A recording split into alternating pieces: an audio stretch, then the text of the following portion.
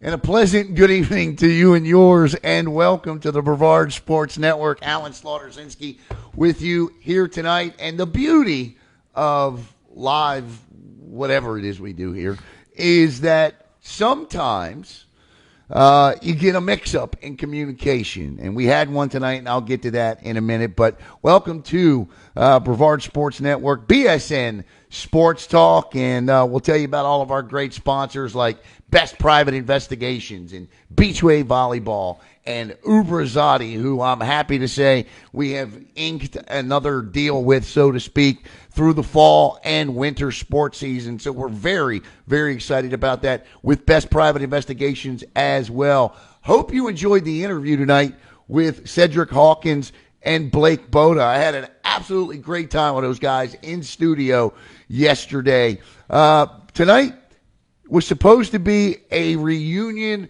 of sports talk show hosts from right here in Brevard County. Unfortunately, that will have to wait until Tuesday.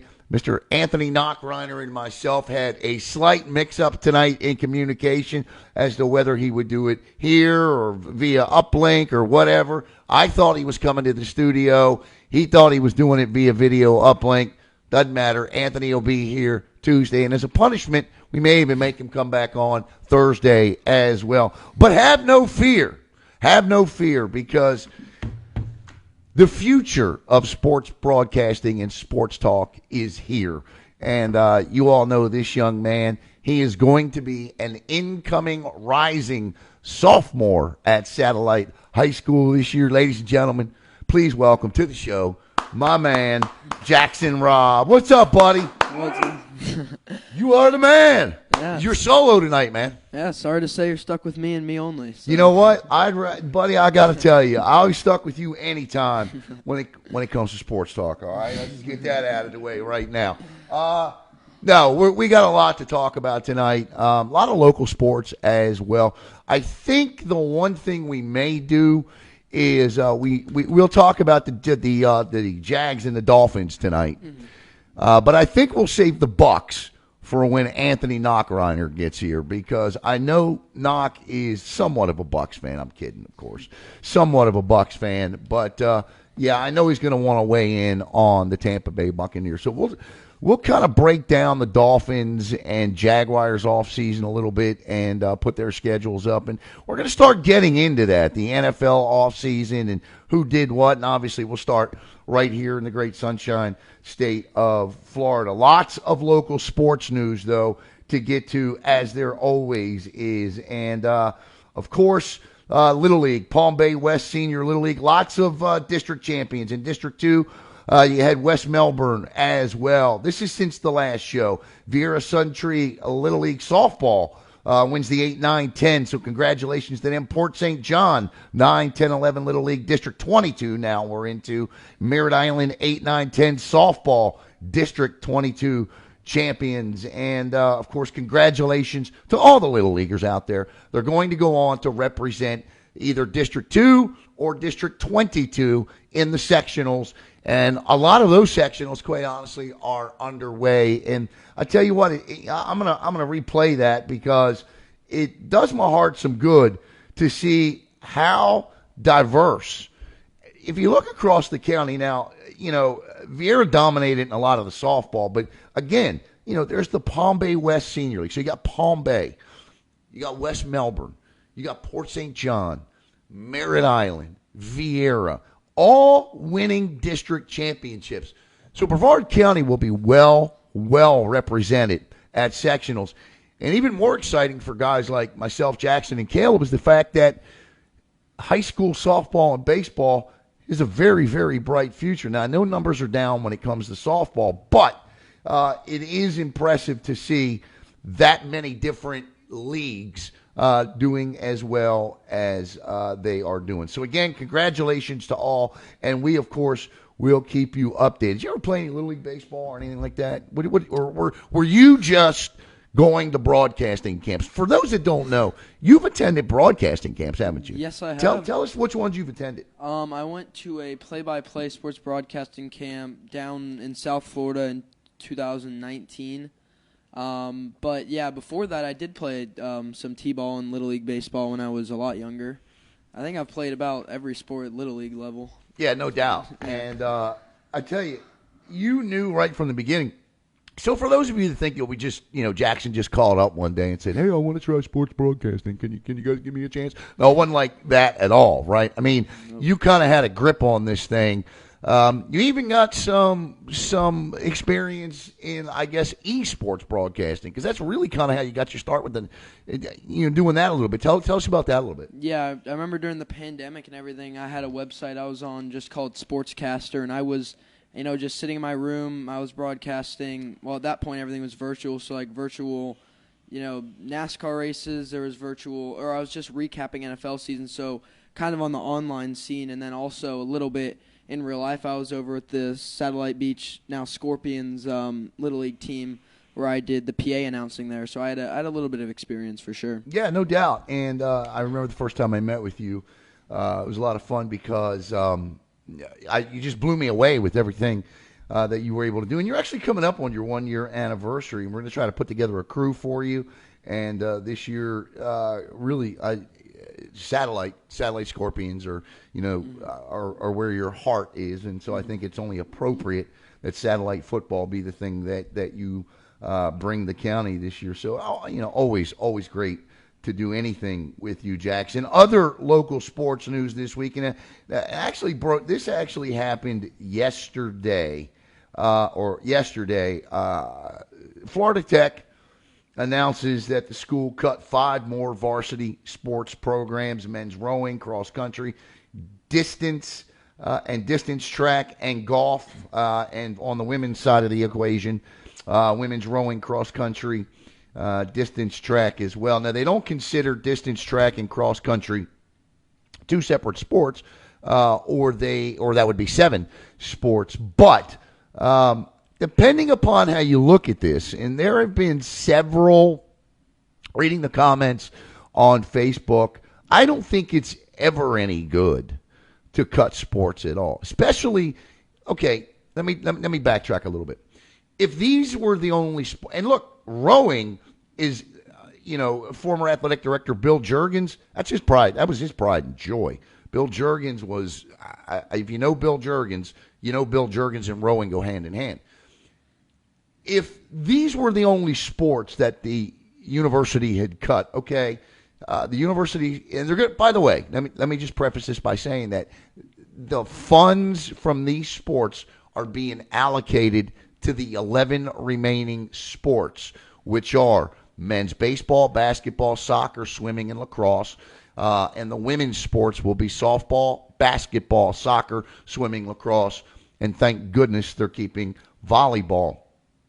Anonymously, I spoke to a lacrosse player today from Florida Tech who feels like it's just a matter of time. This is actually from a member on the team. It feels like it's a matter of time before volleyball and lacrosse get cut. I don't know that I agree with that, because I know we're going to see. If these funds are allocated to these other sports, then they ought to be more competitive in the Sunshine State Conference. Of course, this is not the first time this has happened at Florida Tech.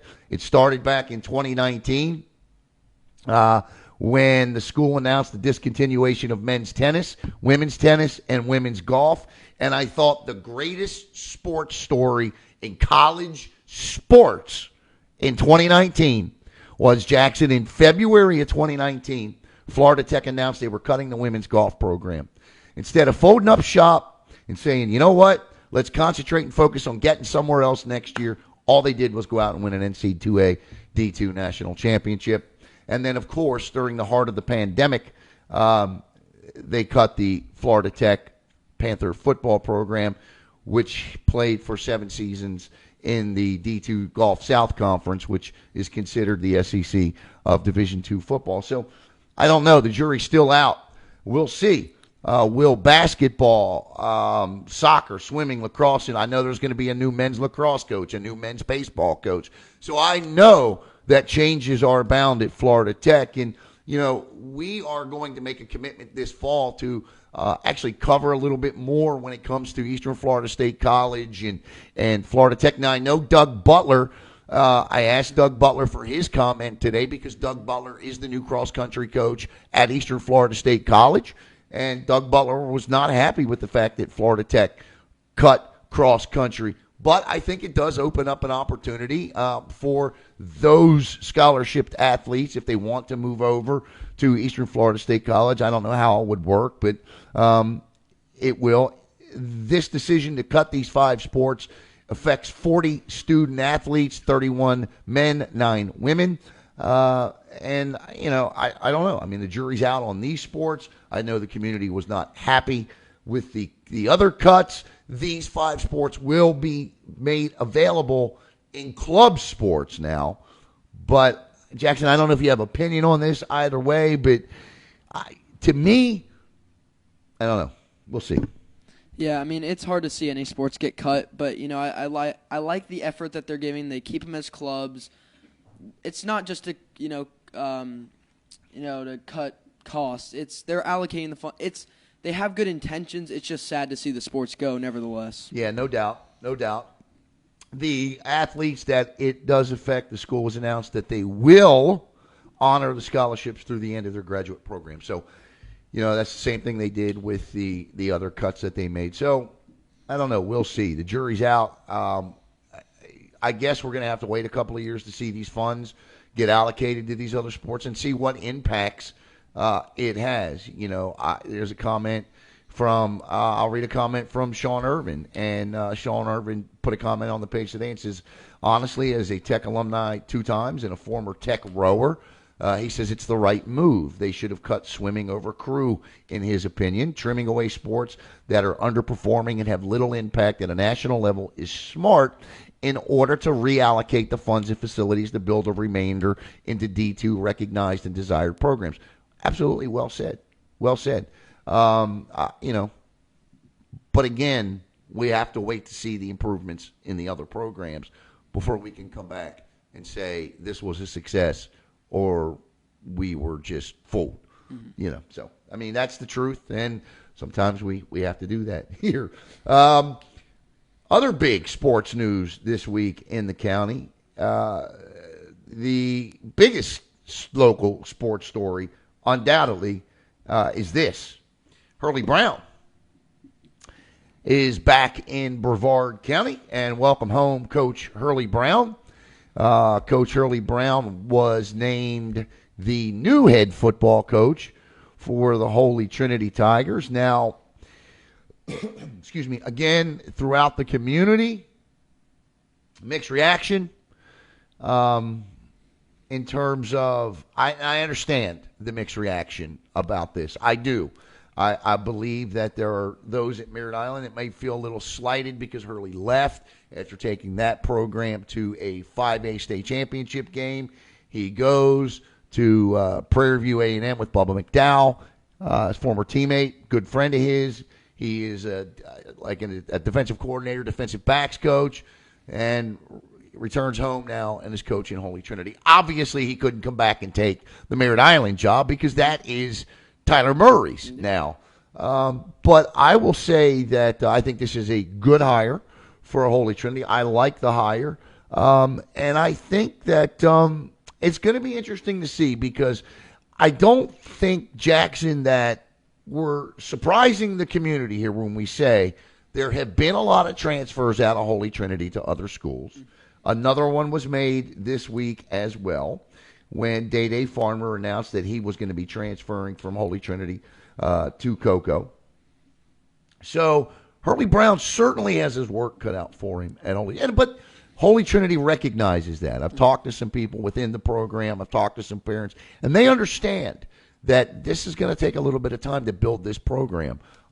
What are your thoughts on the return of Hurley Brown, Jackson? Yeah, my initial thoughts were honestly shock. It's just great to see, a great coach like Hurley return, and I'm excited, honestly. Another great coach coming back to Brevard County, and it's good for Holy Trinity. It's a great hire. He showed out last year with Merritt Island. They headed to the state championship. I think he was the 5A Dairy Farmers Coach of the Year, I believe, for the state of Florida. So I mean, he carries that, and for Holy Trinity, it's a great hire, and the work is cut out for him, but I think he's a great guy for the job, and it'll be interesting to see how Holy Trinity progresses under Hurley Brown. No doubt. Brown, a 87 Merritt Island graduate, played and starred for the Mustangs, then attended the University of Miami, where he was a part of 2 national championship teams, played 4 years in the Canadian Football League. And then the former coach of Holy Trinity yesterday made it official, and he announced that he would be the associate head coach and passing game coordinator for the Cocoa Tigers. And, of course, I'm speaking about Nate Hooks. And Hooks goes to Cocoa.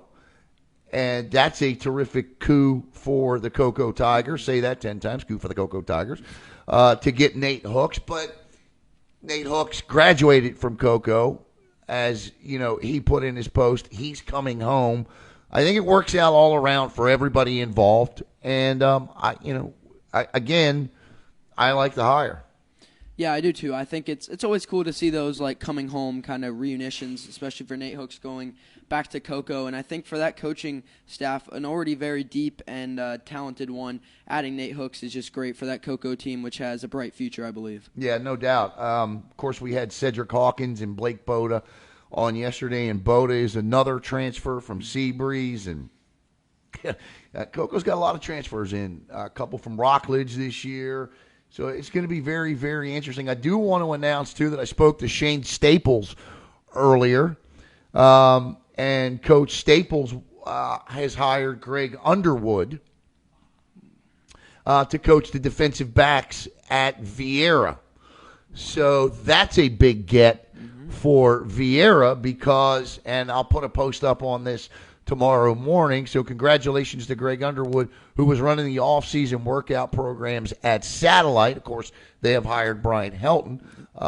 And Coach Underwood has now joined the staff at Vieira as the former head coach at Cocoa Beach. And I love Greg Underwood, and I think this is a great hire for Shane Staples to get Greg Underwood at Vieira. So good job, Shane, and welcome to the Vieira Hawks, I guess, Coach Underwood, right? Yeah, I mean, that's 3 straight good hires in my opinion, and great job to Shane Staples and that Vieira Hawks crew going out and getting a great hire. And Coach Greg Underwood, he was running Satellite while they were searching for their coach. Now that they found theirs, Coach Underwood has found his role somewhere else. Yeah, no doubt. Well put, Jackson. Well put. All right, so let's see. Here's the trivia question. What are, and I'll say this, the stat of the week is brought to you by Beachway Volleyball Club. Excuse me, and that's going to come up a little bit later, but it could very well be this. This could be the stat of the day. There are 4 assistants 4 coaches on that Merritt Island staff last year that are now head coaches in this county. Can you guys name them? I know Brian Helton at Satellite. Correct. Tyler Murray. I was going to say Coach right? Murray at Merritt So there's Island. 2. The obvious one we Hurley just talked Brown about, at right? Holy Trinity. Here's the tough one. I'll give you the school. Can you give me the coach? The Titusville Terriers. John Holmes. You're producing the show. You don't have to be quiet. John Holmes. 4 coaches off of that staff last year are head coaches in the county this year. John Holmes, Tyler Murray, Hurley Brown, and Brian Helton. That's a good job right there. I'll tell you, that's impressive. The 6 head coaches. Let's see if we can name the 6 new head coaches off the top of our head. Here we go. Obviously, we just said 4 of them, right? Yeah. Hurley Brown, Shane Staples, Tyler Murray, Rich Prozinski at MCC, Brian Helton at Satellite, and John Holmes at Titusville. That's the 6, right? Kudos to us for knocking that out as quickly as we did. I don't anticipate anymore, knock on wood somewhere, that there will be any more openings, at least not that I have heard. But well, you never know in high school football in good old Florida, the Sunshine State. So we do have some local recruiting news to talk about as well. O'Galley's Jude Tenor commits to Georgia State. That's a good move by Jude. He's going into his senior season there.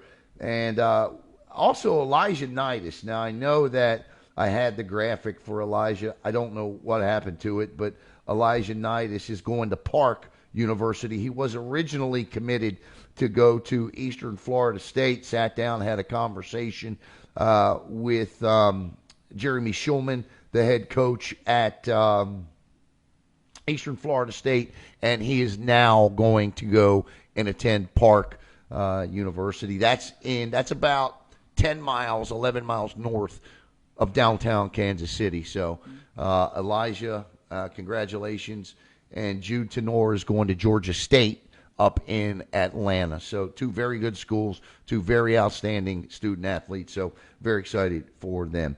A little housekeeping, if you will, in terms of what's going to be going on in the community coming up this week from a sports or, tryouts, things of that nature. Club 321 Sportscast, baseball and softball tryouts coming up. The information is there on your screen. Leave that up for just a second.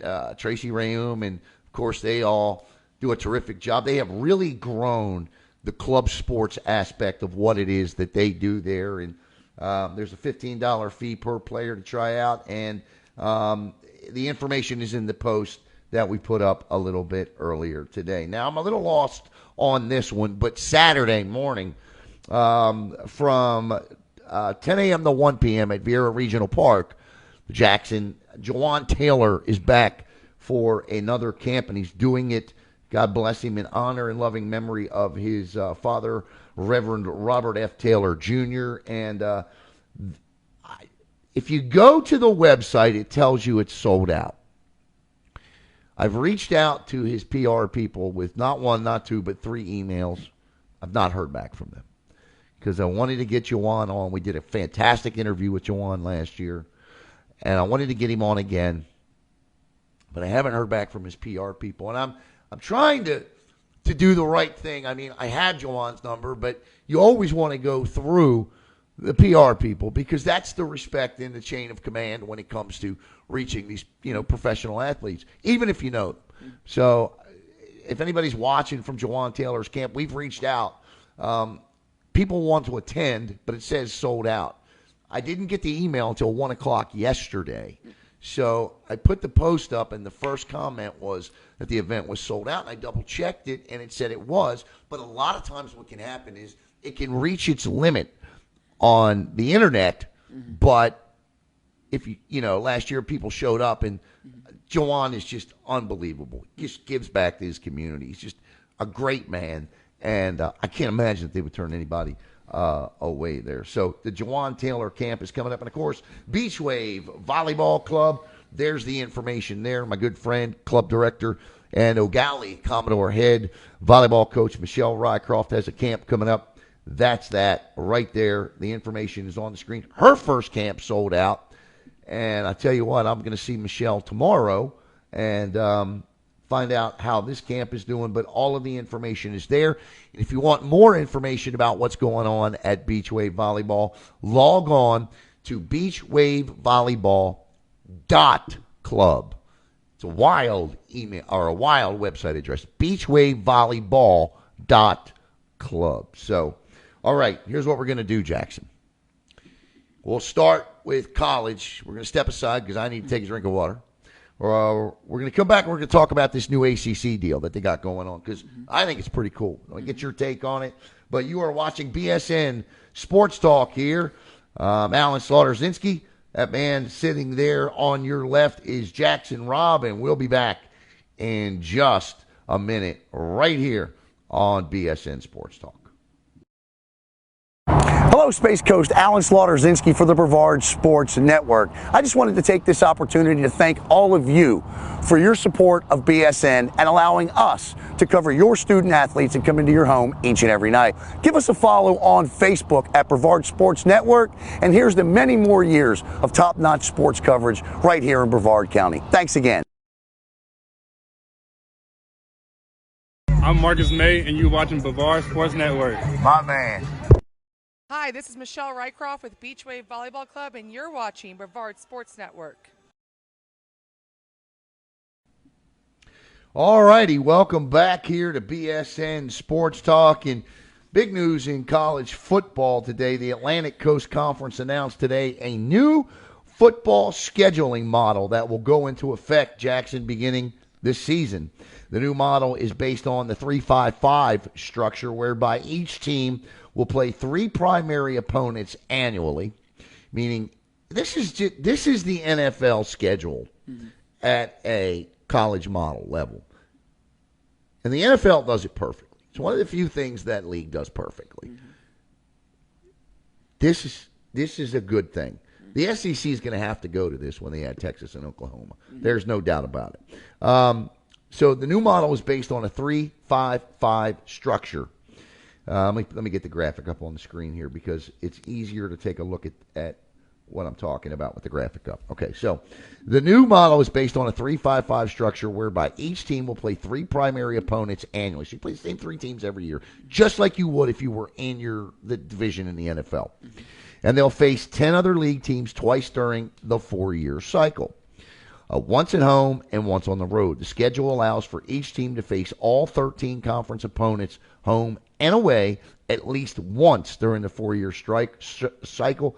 The structure was adopted by the league's athletic directors and faculty athletic representatives early this morning. The new schedule will eliminate the Atlantic and Coastal divisions, with all 14 schools competing in one division beginning in 2023.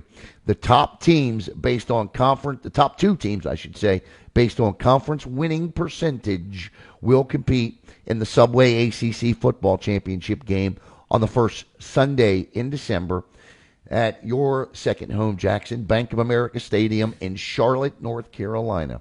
In May, the NCAA Division I Council approved the deregulation of the current rule that had limited an individual's conference's autonomy to determine their football championship game performances. In other words, they eliminated the need to have the 2 divisions, so to speak. So if you look on your screen right there, and you look at Florida State, because obviously if you're living in Florida, you're either a Miami or a Florida State fan. Florida State's 3 annual opponents will be Clemson, Miami, and for some reason Syracuse. Okay? And Miami's 3 opponents will be Boston College, Florida State, and Louisville. Now, I don't necessarily... I get the old Boston. What essentially the ACC has done here is they have given Miami their rivalries back from the Big East. Okay, so that's what they have done there. All right, Jackson, you're up. What's your take on this, brother? I definitely like it. I'm an ACC football fan. I'm a UNC fan. So just by watching, through the last few years, just how the scheduling's been, I just think this is going to be more fun. I like how they've integrated a balanced 3 teams and then respecting all the rivalries that are, within the conference. And, in the end, you get pretty balanced for most teams. There are 3. There's not like one team that plays the best 3 teams in the conference and one team that plays the bottom 3. It's mostly balanced throughout. I think the scheduling allows just for a lot more good conference games as you're playing. You're alternating every team in the conference through 4 years. So I definitely think it's a good move. I think they did it very well, and I'm excited to see how it plays out when it goes into effect soon in the future. All right, so this year, Florida State, let's go over the schedule here. So this year, Florida State's schedule will look like this. And I'm going to get Hunter Steele on the show because I'm interested in his take on this. Florida State's home schedule this year is Duke, Miami, Syracuse, Virginia Tech. Away is Boston College, Clemson, Pitt, Wake, and Wake Forest. Miami, home is Clemson, Georgia Tech, Louisville, Virginia. Away is Boston College, Florida State, North Carolina, and NC State. Your boys, and you look at North Carolina, who had a great year last year, Duke, North Carolina State, and Virginia. Do you like those 3?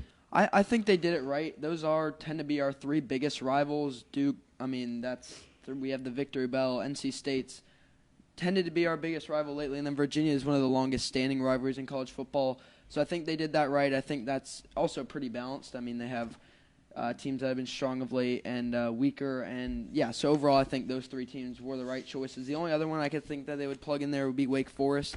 but with the old divisions, Right. Wake Forest tended to be over in the Atlantic, so we would play them less. So those three tended to be our bigger rivals. So I think the ACC definitely laid those out right. Yeah, I agree. I like it, and I think that the day is coming when obviously you can't do this if you're the Big Ten, because you just don't. You have to have this. You got to have, but the SEC is going to have to go to this. I mean, there's just no doubt about it.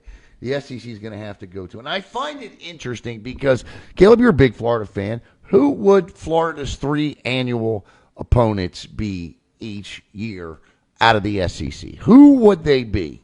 I feel you're talking Tennessee. Tennessee. Georgia. Yeah. And honestly, I think LSU. LSU. Yeah. I like that. That would be their 3 annual opponents every year. Yeah. How about you? You feel the same way? Yeah, I think Georgia's definitely a must with that rivalry, and then Tennessee and LSU both fit that mold for Florida. Well, and to me, you could also replace. You could, if you had to take one out, you could replace LSU with Kentucky too. I mean, that's a pretty long-standing rivalry. And Yep. it's pretty interesting. And don't be surprised that happens, because when you look at Georgia and LSU, it's kind of like in the ACC, right? They gave a team like maybe 2 powerhouses and a cupcake. Yeah. So, and I'm not saying Kentucky's a cupcake, because you know what, they very well could be on a 3-game winning streak against Florida, right? Yeah. But my point is that I like the Kentucky, Tennessee, and Georgia.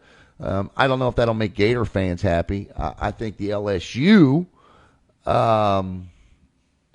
Georgia, and Tennessee, or maybe it's LSU, Georgia, and Kentucky that way. Either way, it doesn't matter. What's the saying I always get wrong? 1/2 dozen, 6 in the other. Well, I don't know what it is. I screw it up somehow, some way, always. All right, so that's ACC football. You want to stay on football, Jackson, or do you want to go to baseball? I'll tell you what, here's where we'll go. We'll go to the Stanley Cup. Let's wrap up the Stanley Cup, because that wrapped up this week, and obviously the Tampa Bay Lightning did not win the Stanley Cup. But I tell you what, let me just say this for the Lightning. I couldn't be more proud of the effort that they put in. The Colorado Avalanche win the 2022 Stanley Cup, and there you obviously see some statistics on your screen there. Our stat of the week comes from the Stanley Cup Finals. In fact, it comes from the Tampa Bay Lightning. But look, the Colorado Avalanche were just too much for Tampa Bay. I thought the win Friday night in Colorado was one of the most gutsiest wins I have ever seen in a finals of any sport. The 28-3 comeback by the Patriots, huge. I mean, to me, that's the game that lives in utter infamy when it comes to all sports, right? In the Super Bowl. But I think that, because I fully expected Colorado to blow them out. I just did. And when they got that back to Tampa, the thing that happened to the Lightning fans, myself included, our hopes got up. And then, Colorado not only outshot them, but defensively, Colorado just absolutely just held Tampa Bay in check in Game 6. And there you see on the screen celebrating their second Stanley Cup. What were your thoughts on the series? Overall, I'm a newer hockey fan. This series to me was just odd. I got to say, just the way it played out. The first game was an overtime win for the Avalanche. That's how you start the series. In a close one, that's what you expect. And then, 3 days later, they beat them 7-0. Yeah. They're up 2-0. And this series is already just odd. Just looked over at that point. But then the Lightning come back, put up 6 goals on them, take their game win. Avalanche win again in overtime. It just is back and forth. And the Lightning go to Colorado and win a close one. And then the last game was another close one, 2-1. It was all over the place. But in the end, the Lightning gave it everything they had. They went to Colorado, won. They came back to Tampa, held a lead through the first period, and then Colorado just outplayed them through the second and the third.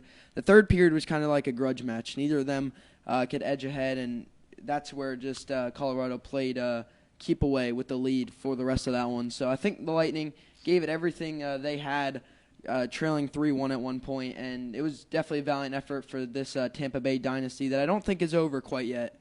No. Either way, a crazy series and one that got capped off in a solid way. And congrats to the Avalanche and, Game 6, nice, solid victory for them. Listen, it's hard to win one Stanley Cup, much less two of them. Mm-hmm. The Lightning fell behind against the Maple Leafs and the Rangers and had to battle back in those series. There is no other more physically demanding sport than the Stanley Cup playoffs. Mm-hmm. I'm sorry. I don't care what anybody says. You're never going to convince me otherwise. That's physically. Now you fall behind, and it's a mental thing you have to overcome, too. Look, I think the Lightning leaned a little bit too heavily on their stars in this series. Victor Hedman, Steve Stamkos, Nikita Kucherov, Andrei Vasilevsky. I always say the one thing that you must be able to do to win a Stanley Cup is play four lines deep. The Lightning did not do that in the Stanley Cup Finals. They were solely dependent on 2.5 lines, and it didn't work. Colorado could play with four. And, of course, losing Braden Point was huge, bigger than I think a lot of people want to admit. He has a quadricep tear, I hear. But this was a grind for the Lightning, and they did something in the Stanley Cup playoffs that no team in the history of the National Hockey League has ever done before, Jackson. And if you know the history of the National Hockey League, then you know that this sport goes deeper than any other. It goes deeper than the NBA. Right there, hand in hand, neck and neck with Major League Baseball in terms of history. Certainly longer than football. But your stat of the week is brought to you by Beach Wave Volleyball Club, and there it is on the screen. The Tampa Bay Lightning are the first team to face 4 50-win teams in the Stanley Cup playoffs. No team had ever faced more than 2. Toronto, more than 50 wins. Florida, the best team in the National Hockey League, the President's Cup trophy winners. The Rangers, my opinion, Stanley Cup Finals next year.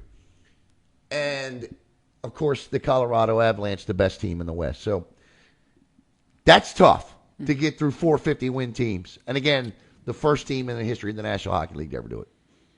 And they're playing, with a little less than those 4 lines that you mentioned. So, yeah, I mean, it's tiring. And even in that Rangers series, they were down 2-0 and then thundered back to win 4 straight. So, yeah, the Lightning, they definitely were tried and tested to make it all the way. And they proved themselves, win or lose in the finals, they proved themselves throughout these playoffs how strong that they are. But the Avalanche were just too much in the end and just ended up overpowering them at the end of the day. Yeah, no doubt. All right, so that's a wrap on. I won't bore you with draft specifics and what the Tampa Bay Lightning need to do. I do know they need to get younger, and they may want to take a year to do that as well. I don't think they can continue to go after the Corey Perrys of the world. But look, I mean, who am I to tell the Tampa Bay Lightning what they need to do? All right, so real quick, Jackson, now that you've had a week to simmer and sit on it, and I know we discussed it last week, but it was more of a reaction. As you look back at the NBA draft real quick, are you still okay with the Paolo Banchero pick? Yeah, I think it's matured well. Looking back, just digging more into it, the stats are there. At first, it was it's kind of like that consensus number 1 pick. When you have it in your mind, you're kind of set that is the best pick. But when you look back, any of those top 3 guys still would have been fine to me, and I think Banchero, he'll be fine. He'll fit into that system well. I definitely think the Magic didn't screw up too bad. It was just that shock initially, just having that consensus number 1 pick in my head, which was Jabari Smith. Where in the end, if you step back and look, Banchero fills the Magic's needs. Yeah, I agree, and I think the decision has matured well for the Magic. I still am of the mindset they'll find a way to screw it all up before the end of the year. What do you think? I mean, what do you think the win expectation total for this team is? Can they win 30, 35 games? Should they be a play-in team in the NBA next year? Is that asking for too much? They should at least ride the bubble for majority of the year. If you're at that number 1 pick and you get your superstar, you have a roster as good as – and they do have a good roster. They're young. Yeah. That's the thing. They'll mature. For them, they at least have to ride the bubble. That's their minimum. You at least have to be on that. But you can't be out from the start. Right. You can't put yourself that low. And they're a young team. They have a lot of potential. You can't be 8-22 after 30 games. No, not at all. Not at all. That's where it turns into disaster inside the program. But yeah, you just have to turn this into something. There's potential there. A young team. It's there. It's there. You have to develop it. You have to do it right, and that comes down to the coaching staff. Even the players can do their part. The right coach with Mosley. I think it's a good hire. I think it's a good hire. All right, we'll see. We'll see how it all breaks down and works out in the end. All right, so I got a little theme music tonight. Caleb, make sure that you can hear us over top the theme music. Let's jump into some Major League Baseball. All right, a little bit of Major League Baseball here. I actually put this together and was pretty thrilled with myself. One of my favorite all-time shows in the history of sports is This Week in Baseball. And I know you both are way too young for that. But they had one of the greatest theme songs in the history. So as I'm showing you the standings for the week in Major League Baseball. Let me get them pulled up on my screen. But it was, Mel Allen used to do This Week in Baseball, and it used to come on Saturdays. And I didn't care what I was doing before the NBC game of the week with Joe Garagiola and whoever he was working with that week. And I didn't care what I was doing. Outside playing, wiffle ball, football, it didn't matter. I stopped, I came in, I sat in front of the television, and I watched This Week in Baseball. So without further ado, let's make sure you can still hear us. Can you still hear us talking over the theme music? I got you. We're still on the delay. Okay. All right. So you take a look at the standings this week in baseball. And Jackson, I tell you what, the most impressive thing that happened this week in baseball was that series between Houston and the Yankees. You look, the Astros sweep the Mets, and then they go into Yankee Stadium and split with the Yankees. Have the Astros become, even though they're 9 games behind the Yankees in the win column, are they the best team in the American League, or is it still the Yankees in your opinion? I still have it as the Yankees, but I do think the Astros are making a run at them, and that's what I feel like. It was not a runaway, but the Yankees had a good stronghold on the American League for a little bit, but the Astros are chipping away at it right now. I don't think they're there yet, but with the direction they're trending, the way they're playing right now, it's definitely not an exaggeration to say that they are close to that margin to the Yankees. Yeah, no doubt, and there's highlights on your screen of one of two of Aaron Judge's walk-off home runs in that series. The Yankees are on a pace to win 117 games and have gotten off to the third best 73-game start since 1930. I'm not going to say that the Astros are there yet, but that 9 games, it'll close quick between those two teams. The Dodgers, very good. They sit atop the talented NL West. There are concerns with the team. The bullpen is struggling in close games. Craig Kimbrell on the Daniel Hudson, who has been arguably their best arm in the bullpen. He's now done for the season. He's got a torn ACL. The bullpen could be an issue for the Dodgers, but they'll address it at the trade deadline. In the meantime, the offense certainly doing more than enough to win. The Mets get leapfrogged in a lot of polls this week by the Astros. Other than that, this past week, the Mets have looked good. They continue to lead the NL East by 5 games. Against divisional foes this season, the Mets are an unbelievable 24-9. And the San Diego Padres, they're going to be missing Manny Machado for a while. He had just a gruesome injury.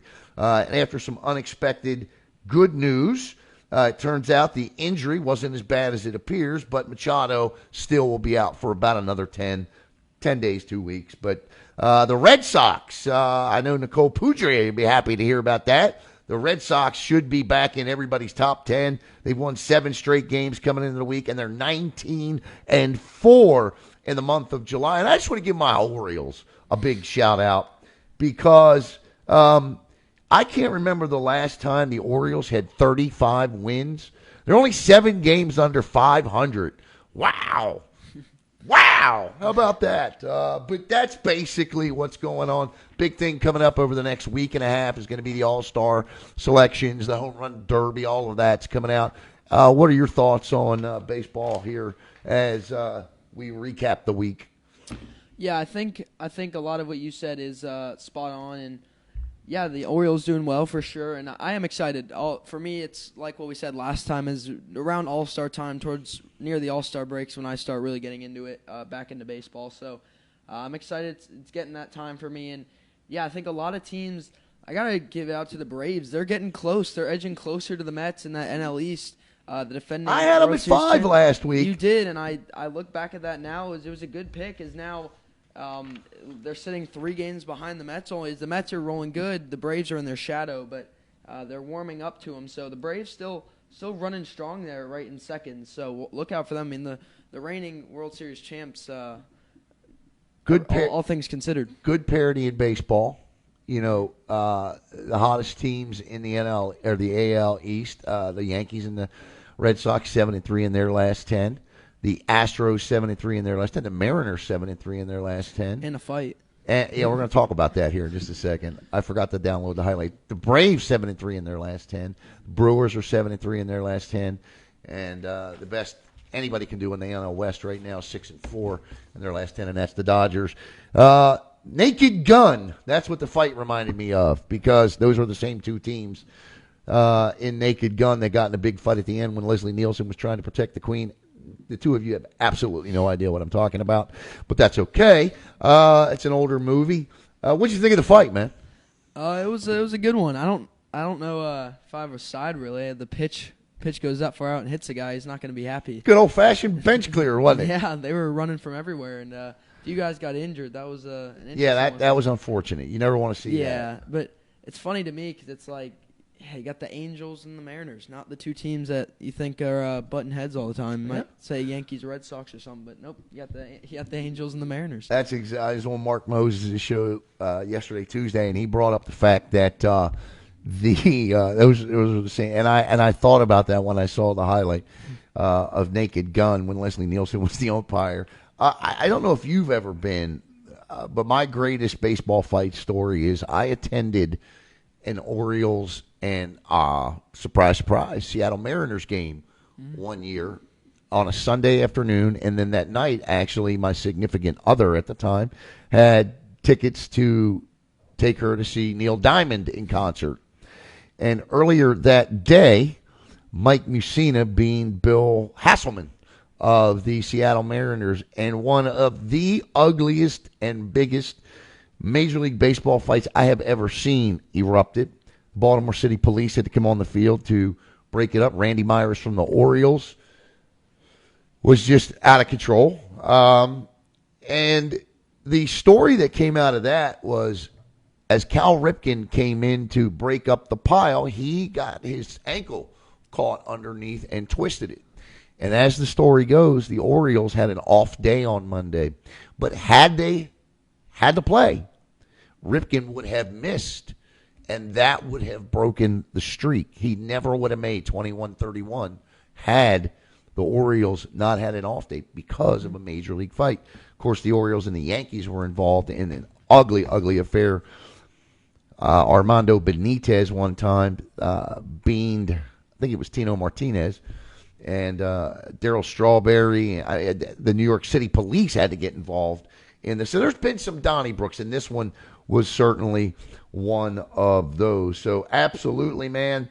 So that is your This Week in Baseball BSN style. And Jackson, as we get set to wrap up here with the NFL and talk about the Dolphins and the Jaguars and their off seasons and what you think, if you think these teams have improved at all. What's going on? What's going on with you? Anything? Where are you going on vacation? I know you're going to Chicago coming up. Yeah, I'm heading up to Chicago to see family. I think I'm going to be going to a Cubs game while I'm there. Go to Wrigley. I want to say Cubs-Mets, but I'll figure that out while I'm up there. That'd be a good one. Yeah, and then I think I might take a stop in North Carolina. Okay. So I'll be gone for a little bit, but by the time I'm back, it'll almost be a good old football season. The only thing that I've done entertainment-wise this week is I went and saw the movie Elvis. Great movie. Go see it. I put Top Gun on my list for this week, so we'll see how it works out if I'm able to actually get that done. I know it's 4th of July, so everybody out there have a safe and happy 4th. All right, before we get into the Jaguars and the Dolphins offseason, it's decision time for Deshaun Watson. Jackson, what do you see as the final decision for this man? Suspension is going to be a while. I've seen a lot. What would you say? Narrow it down. All the reports I'm seeing is that the NFL is kind of standing at a year. Yep. And that's, with how much is going on, seems justifiable. And for the Browns, that's not good.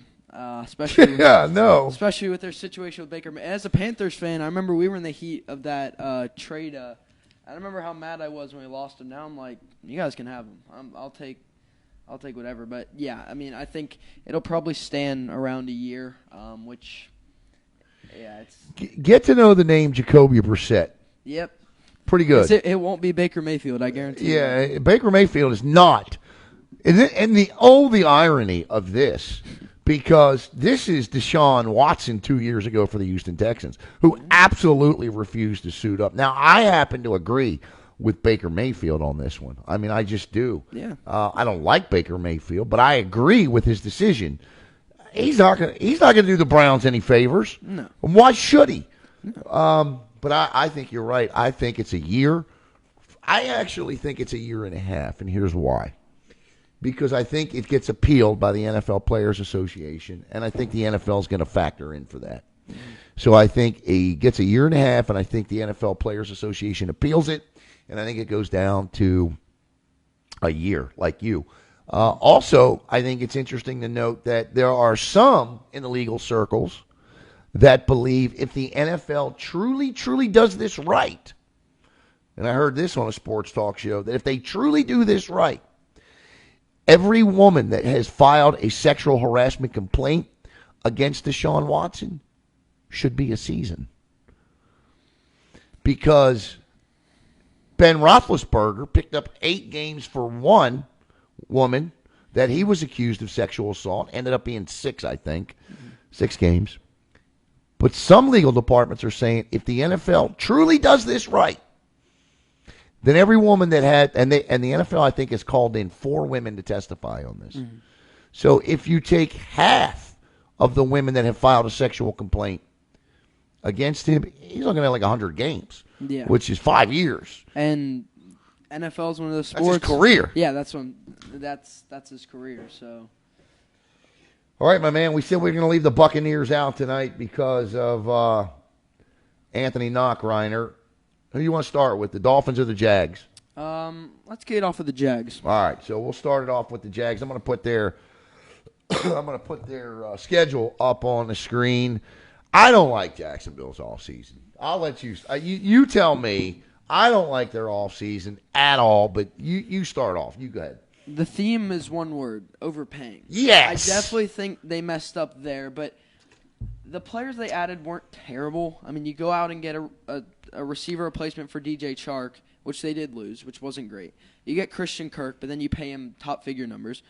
The one thing I think they did right is they got that O-line fixed up. Brandon Scherf and Cam Robinson, re-signed Cam Robinson, added Brandon Scherf. So that O-line gets a little stronger. And then they added, I think, Foyesade Oluokun for the defense. Correct. So, and Darius Williams at cornerback.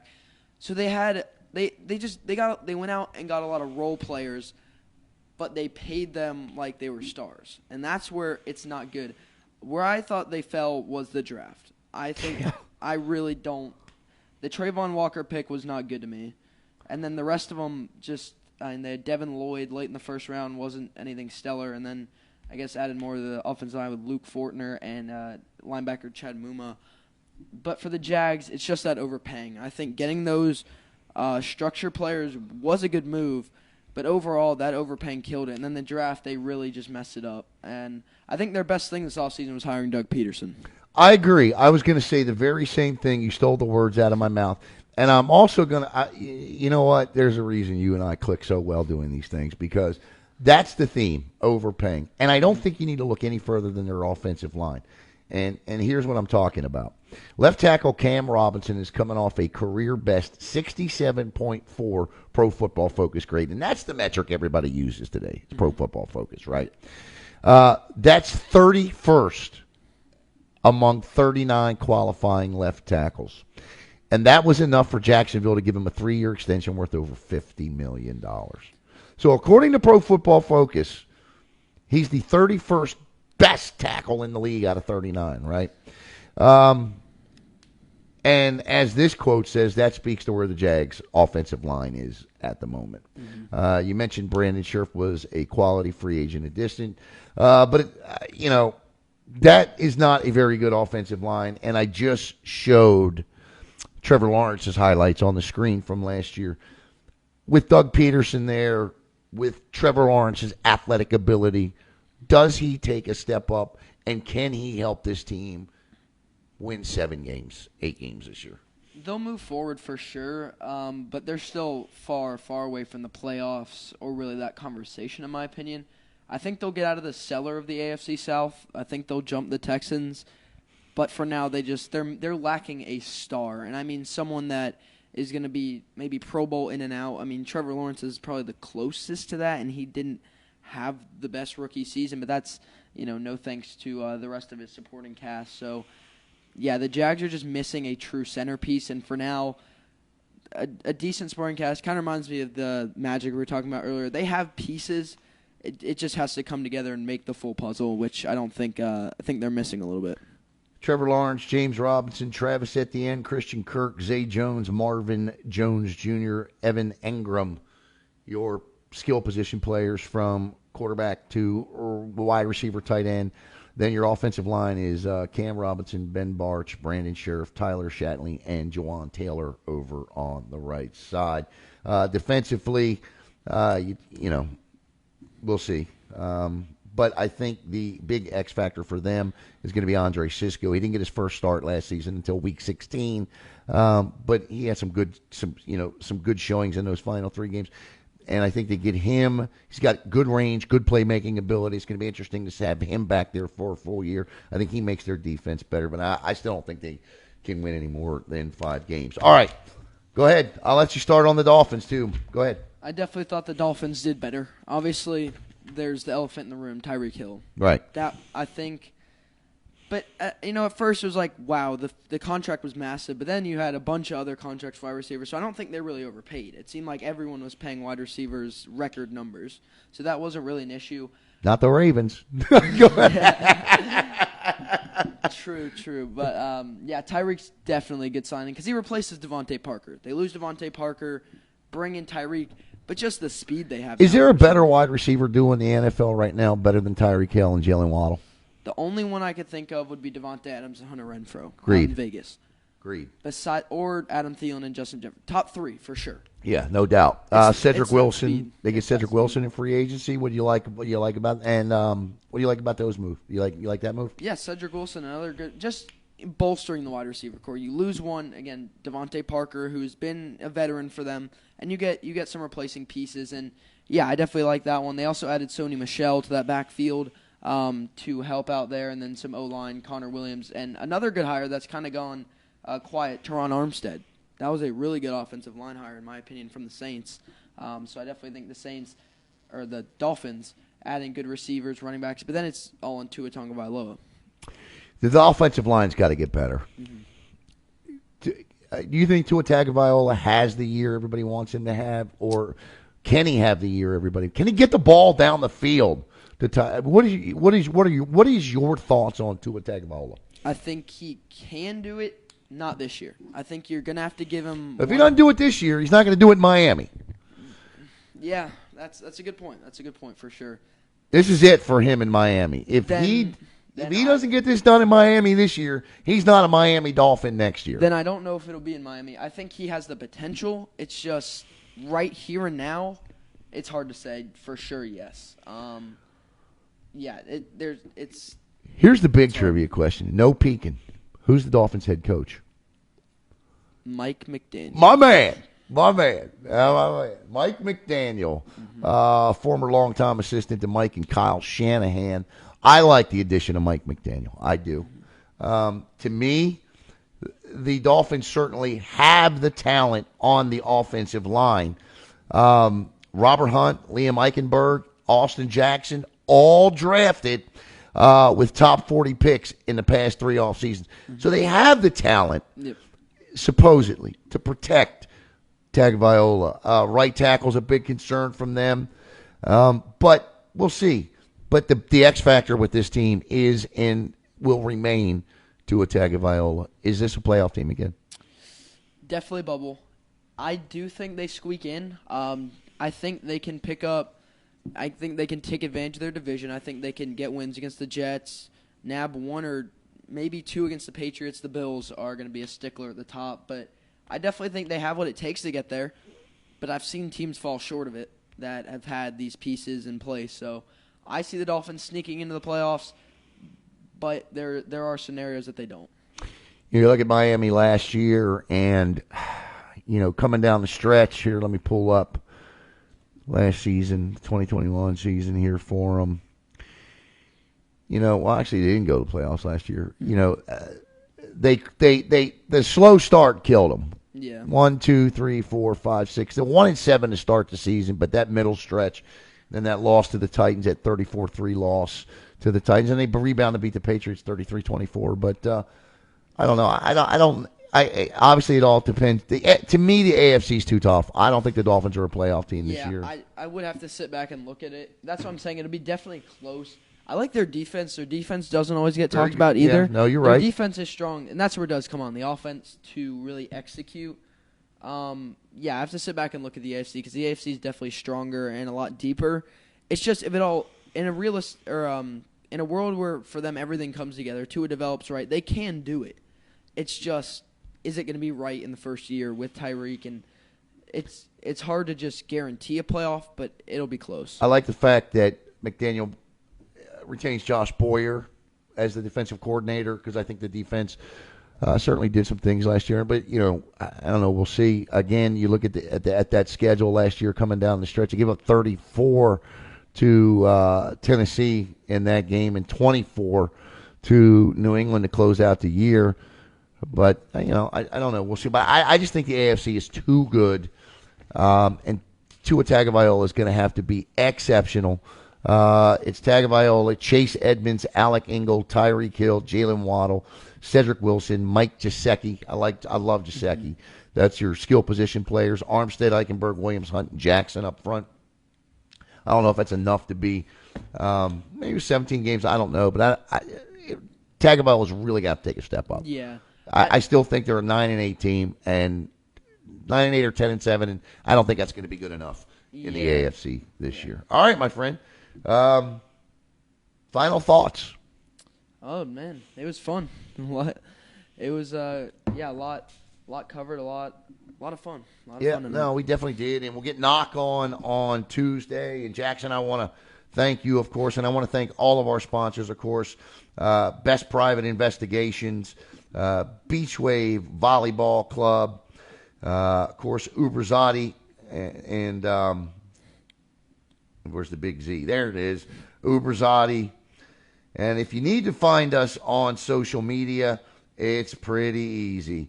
That's the wrong one. That's not social media. On Instagram, it's @SportsBrevard. On Twitter, it's @SportsBrevard.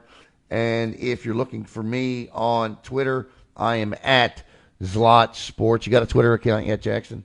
No, I do not. Instagram? Yes. What's your Instagram? @Jackson_Robb56. And we also want to thank Dingers as one of our sponsors as well. So, once again, want to thank Jackson, Robb. Want to thank all of you for tuning in tonight. And, of course, Caleb Brown for producing tonight's show. So, for Caleb Brown and Jackson Robb, I'm Alan Zlotorzynski. This has been BSN Sports Talk. Have a great night, and as always, make it a sports night, everybody.